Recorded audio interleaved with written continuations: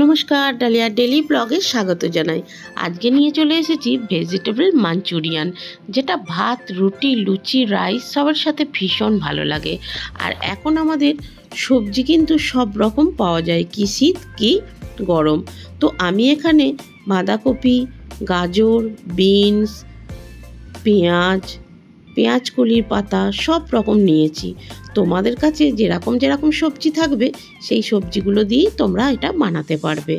আর এখানে দেখো পেঁয়াজটা বেশি পরিমাণ দিয়েছি, আর এখানে অল্প হলুদ দিয়ে আদা পেস্ট, রসুন পেস্ট, তোমার জিরে গুঁড়ো, ধনে গুঁড়ো, লঙ্কা গুঁড়ো, বেসন, অল্প ময়দা দিয়ে একটু শক্ত শক্ত মতো একটা ডো বানিয়ে তেলেতে ভেজে নিয়েছি। আর গোল গোল করে ভেজে নিয়েছি। অবশ্যই একটু খাবার সোডাও দিয়ে দেবে, কারণ এই রেসিপিটা পুরোটা আমার চ্যানেলে আগে দেওয়া আছে কিভাবে আমি ভেজেছি, ওই জন্য সেটা আর দেখালাম না, ভিডিওটা অনেকটা বড় হয়ে যাবে। আর এখানে দেখো কিউব করে কিছু পেঁয়াজ আমি কেটে নিয়েছি। তোমরা চাইলে কিউব করে টমেটো ও ক্যাপসিকামও দিতে পারো। এখানে আমি কিউব করে পেঁয়াজ কেটে নিয়েছি একটু বড় বড় করে। আর যেহেতু এটা একটা চাইনিজ রেসিপি, রসুনটা ভীষণই ভালো লাগে। রসুনের ফ্লেভার না হলে কিন্তু এই রেসিপিটা খুব একটা জমে না। তো কিছু রসুন আমি কেটে নিয়েছি, যেটাকে আমি ছুরির সাহায্যে চপ করে নিয়েছি, কখনোই ওটাকে আমি থেতো করিনি। তো দেখো হালকাভাবে একটু ভেজে নেব। আর তারপর দিয়ে দেব আমি অল্প পরিমাণে একটু আদার পেস্ট। রসুনটা পেস্ট করিনি, রসুনটা এরকম দানা দানা থাকলে খেতেও ভালো লাগে, দেখতেও ভালো লাগে। আর চাইনিজ রেসিপিতে এইরকম হলেই ভালো লাগে। তো দেখো পেঁয়াজটা খুব বেশি ভাজবো না, হালকা ব্রাউন আমি পেঁয়াজটা করে নেব। আদা দিয়ে দিয়েছি, এরপর বাকি মশলাগুলো আমি অ্যাড করব। দেখো এখন আমি দিয়ে দিলাম অল্প পরিমাণে একটু সয়া সসের পরিমাণটা তোমরা যেমন পছন্দ করো দিও, কারণ আমি খুব একটা পছন্দ করি না বলে খুব অল্প পরিমাণ আমি সয়া সস দিয়েছি। আর এখানে দেব টমেটো সসটা আমি শুধুই গুলে নিয়েছি। তোমরা চাইলে এর মধ্যে অল্প পরিমাণ কর্নফ্লাওয়ার দিতে পারো। কর্নফ্লাওয়ার না থাকলে তোমরা 1 চামচ মতো ময়দাও গুলে দিয়ে দিতে পারো, এতে করে গ্রেভিটা একটু মোটা হবে। তো আমার খুব একটা পছন্দ নয় বলে আমি দিইনি, কারণ আমি চিলি চিকেনে অবশ্যই এটা ব্যবহার করি।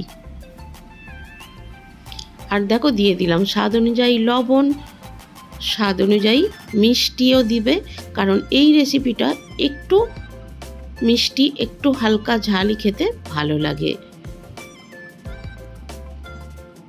দেখো গ্রেভিটা আমার অনেকটা কষানো হয়ে গিয়েছে।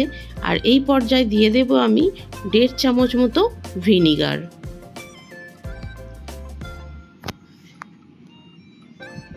এটা চিকেন দিয়ে তো তোমরা অবশ্যই জানো বানানো যায়, মাছ দিয়েও বানানো যায়।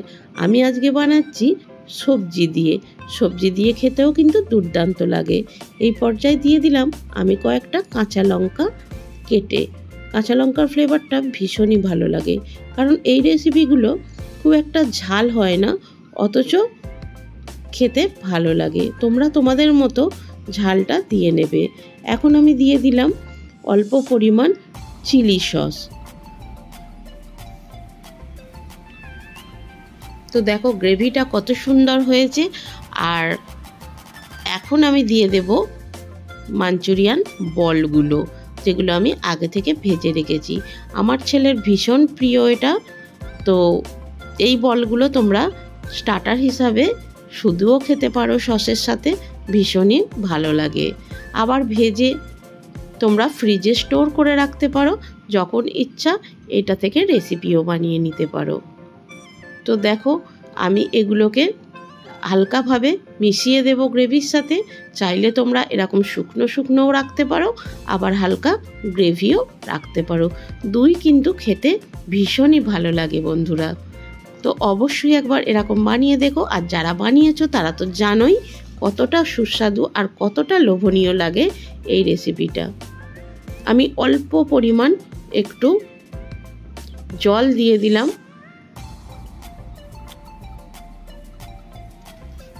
তো দেখো আমার রেসিপিটা একদম রেডি হয়ে গিয়েছে।